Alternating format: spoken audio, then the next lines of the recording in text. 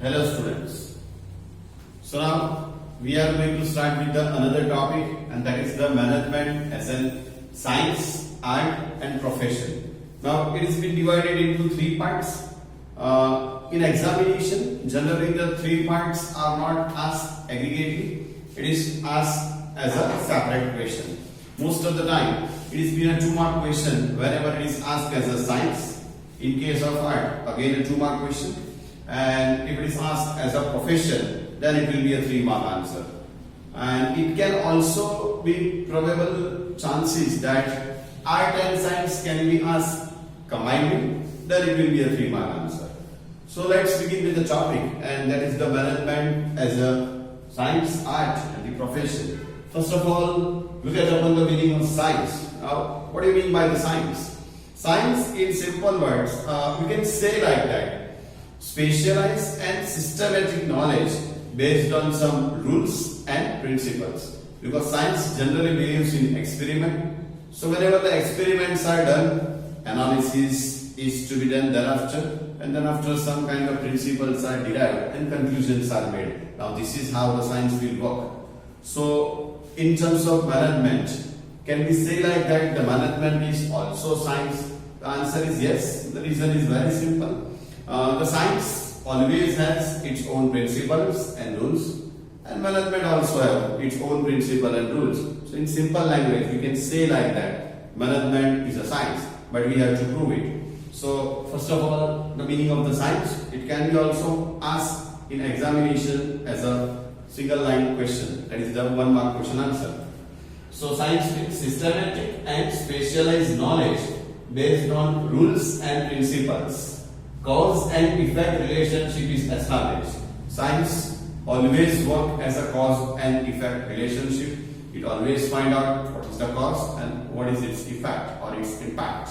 So that is the meaning of science.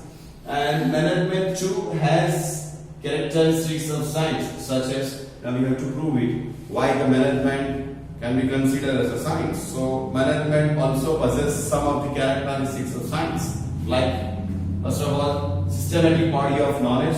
In science, there are certain principles and rules. In management also, it has the principle and rules. Second one, universality. Universality stands for it can be applied anywhere, any field, any time or any place. So it's a universal in nature. Thereafter, cause and effect relationship, looking after the reason and its probable impact. Then, based on collection of fact, on the basis of analysis, they will try to collect the fact. So that is the collection of fact. Then same thing, analysis and experiment, verifiability of the principle. They will verify the principle. The principles are verified 2, 3 or even more than 3 or 4 times. And if the conclusions are coming uniform, that is a similar conclusion, then the principles are derived. So just like that, the science, it has its own principles, and management also possesses its own principle. So we can say like that, management is a science. And in that case, principles has to make a coordination can be done, and with the help of principle and coordination, the coordination can be made in terms of HR, that's a human resource, then machine, then capital and method. These are the helpful things to run the management smoothly. And in science, last line we have to write according to Dr. George R. Terry. It's an important line. According to Dr. George R. Terry, science teaches one to know. Now look at it carefully. It teaches one to know. To know something, we should require proper knowledge, and that is the science. So that was the first portion. Now we should move on to the second portion, and that is the management as an art. So once again, we should look upon the simplest meaning of the art. What do you mean by the art? In simple language, we can say like that: to put knowledge into practice is an art. We have the knowledge, that's fine, but you must have or you must possess the art to put that particular knowledge into practice. Then only it is useful.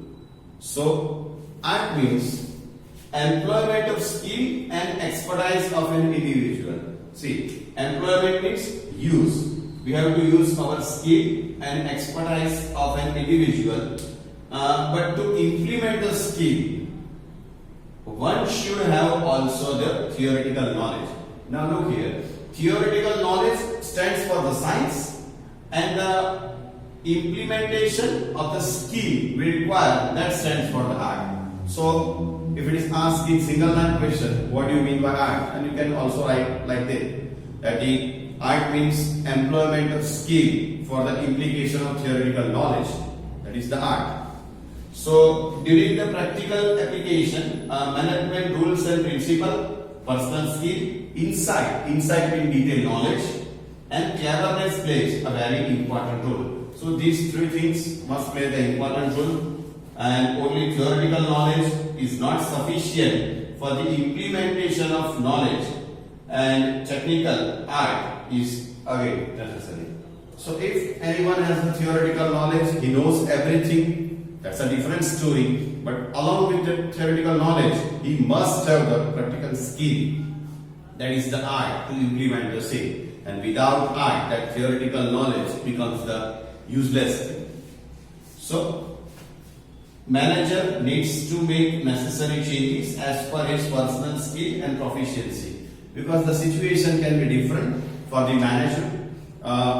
The manager, two companies manager, let's have the example, two companies manager may have the same knowledge, but the situation, the condition, the factors within that two company may be different one. So according to his personal skill and proficiency, he has to apply the principle of management in that particular way, that is in modified way. So only then he can get the better results. So management is also an art.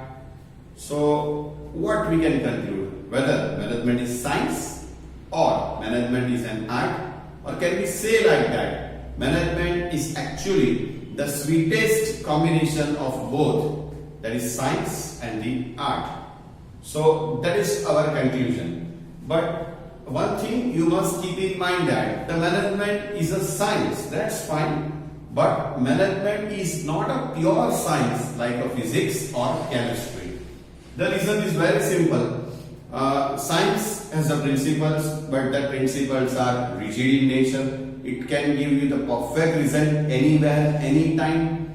But the principle of management are not a rigid one. The principles are actually flexible ones. The results may vary according to the time and condition, that is the place. So management is not a pure science, and management is not a pure art like a sculpture. Because sculpture, again, it has its different art and different thing. But for the management theory, now that much art is not required. It will require some little bit less one. So we can say like that. It's not pure art like a sculpture. Now this can be your question in examination. You have to write in your own words also. You can do it.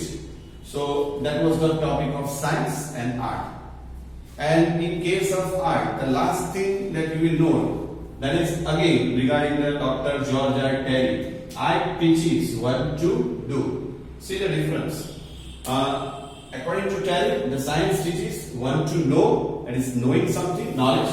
Here, one to do. Do means to implement something. That is a skill, as we have discussed.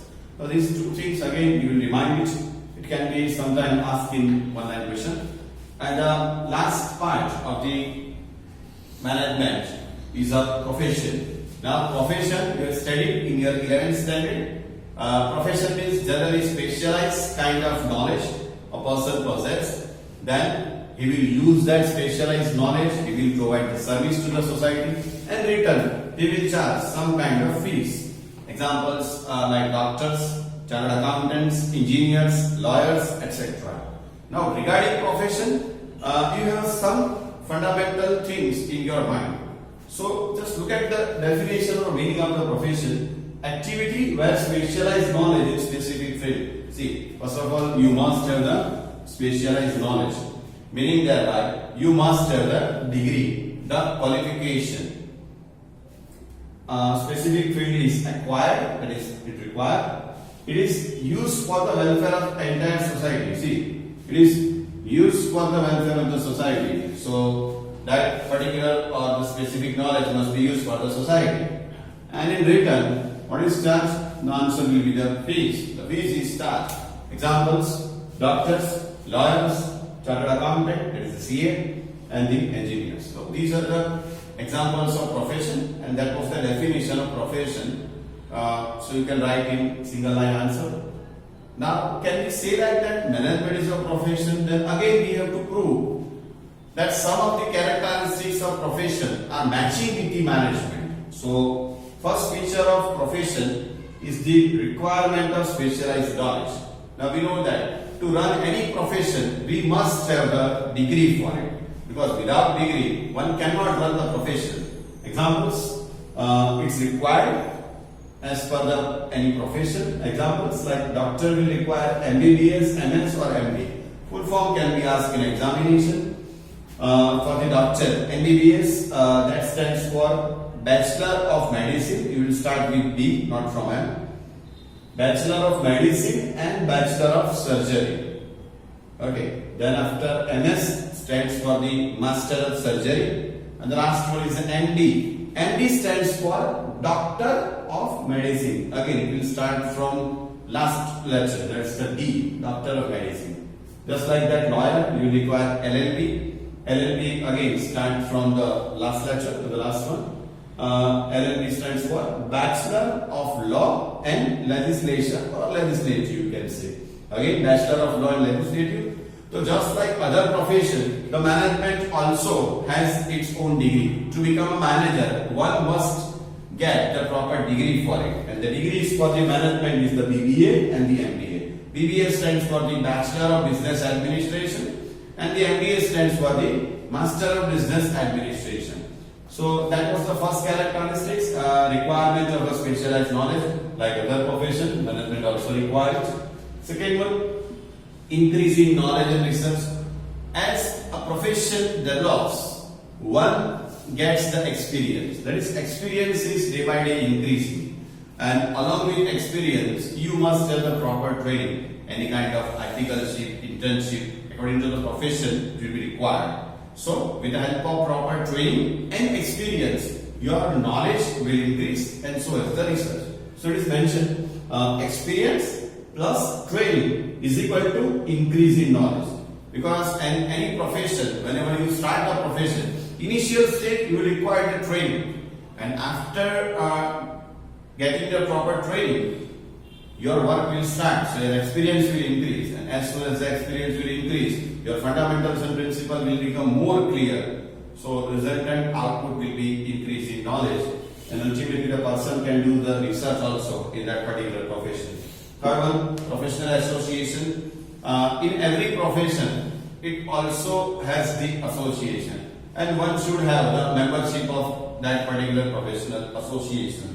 Like someone is a doctor, then he must have the membership of Indian Medical Council, that is the IMC, that is the Doctors Association. Someone is lawyer, they must get the membership of the Bar Association of the particular district. If it's in Baroda, then he must get the membership of Baroda Bar District Association.